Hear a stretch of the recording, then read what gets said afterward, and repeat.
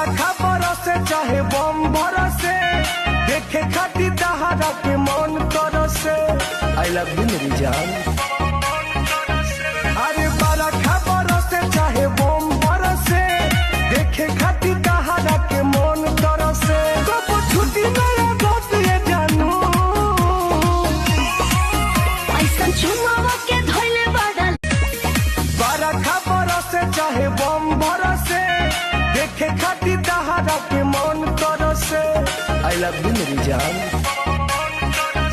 अरे बरखा बरसे चाहे बम बरसे, देखे खाती दहाड़ा के मन तरसे। कब छुट्टी मेरा दोस्त ये जानू, ऐसा चुमावा के धोइले बादल।